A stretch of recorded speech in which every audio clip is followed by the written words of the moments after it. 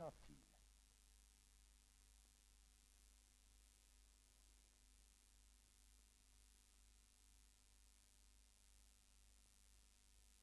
Voici un dessin de notre corps. Là, à l'intérieur, le cœur.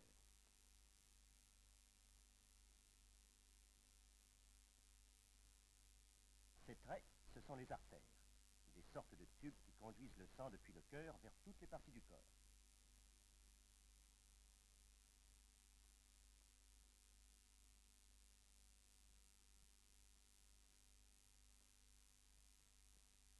Le cœur fonctionne comme une pompe. En battant, il refoule le sang vers les artères. Lorsque nous actionnons une pompe, l'eau sort par saccades.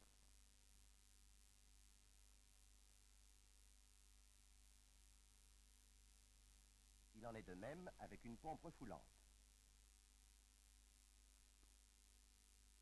L'eau sort du tuyau en giclant.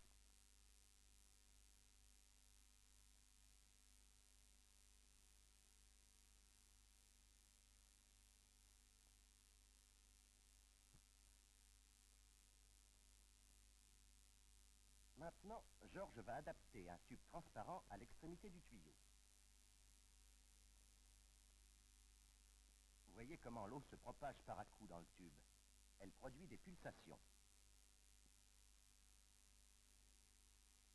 La façon dont notre cœur pompe le sang vers les artères est exactement semblable.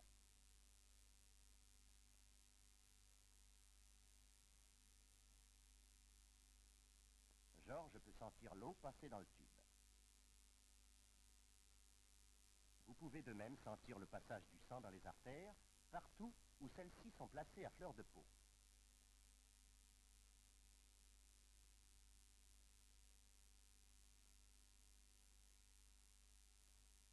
Le poignet est l'un des endroits du corps le plus facile à atteindre.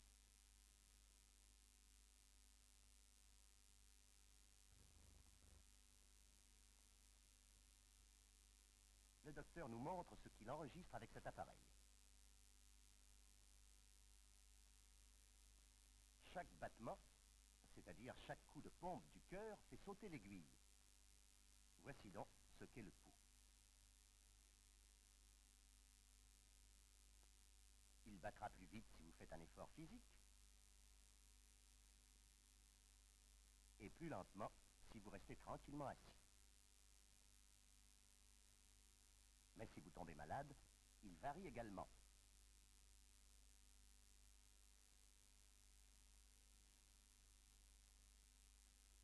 De sorte qu'en le chronométrant, le médecin se renseigne très utilement sur la marche de votre cœur.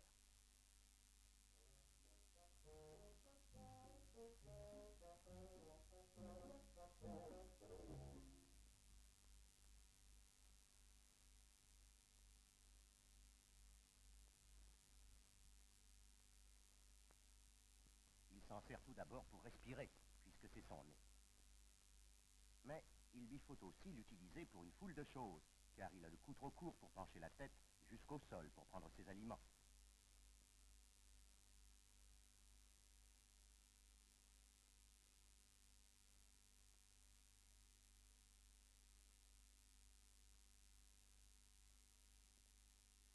Ce croquis d'une tête d'éléphant représente les os à l'intérieur du corps. Traçons-en aussi le contour. Nous voyons que la trompe ne comporte aucun os. Elle est faite de muscles, ce qui explique qu'elle se courbe aussi aisément. À quoi l'animal va-t-il l'employer? Il peut l'enrouler autour d'une touffe d'herbe et l'arracher.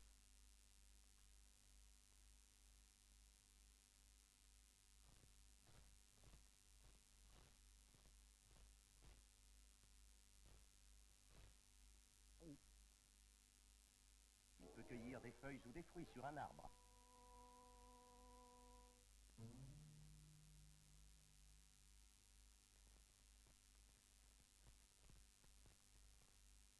S'il a soif, il remplit sa trompe d'eau et la refoule dans sa bouche.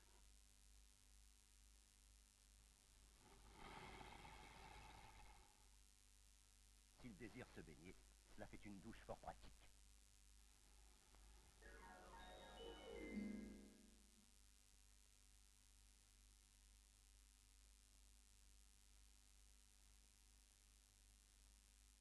le soleil tape trop fort, il prend de la boue et en fait un chapeau pour garder les idées fraîches.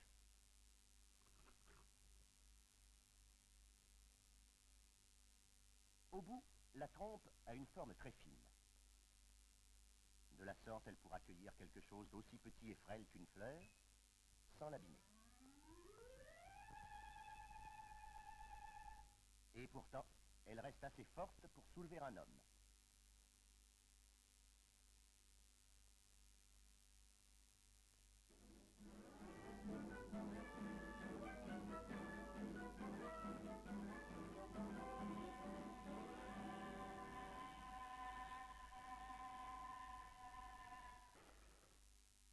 Certains parmi vous savent peut-être qu'une voie de chemin de fer est divisée en ce qu'on appelle des sections, chacune étant surveillée grâce à une boîte à signaux particulière.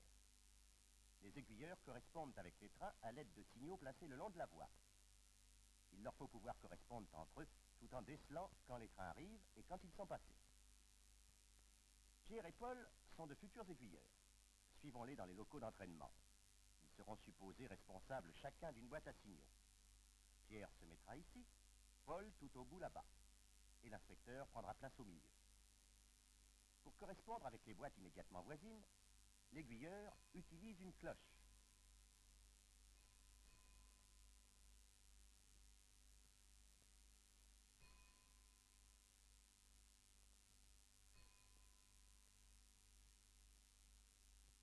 Les cloches suivent un code connu de l'aiguilleur.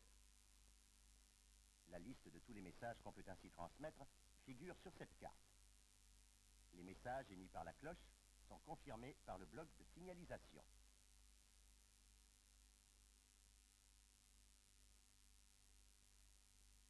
C'est cet appareil.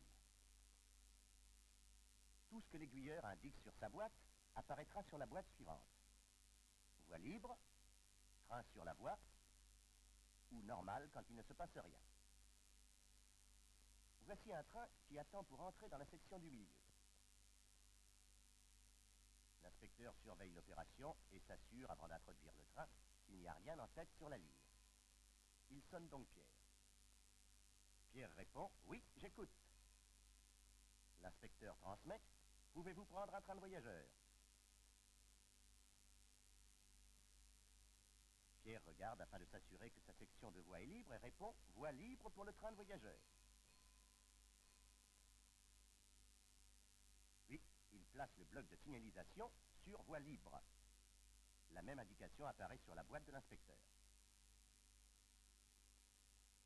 Maintenant, l'inspecteur peut actionner ses signaux et le conducteur du train sait que la voie est libre pour lui.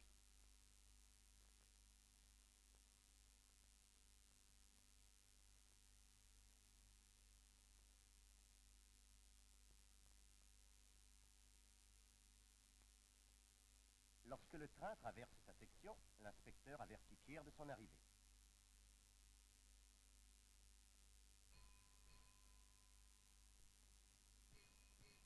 Pierre prend connaissance et indique avec le bloc de signalisation « Train sur la voie ». Quand le train quitte la section de l'inspecteur, celui-ci abat ses signaux. On les laisse toujours au stop entre les trains. Dans la réalité, naturellement, les aiguilleurs ont toute une série de voies, d'aiguillages et de croisements à contrôler. C'est une tâche très importante et délicate qui assure la sécurité des voyageurs.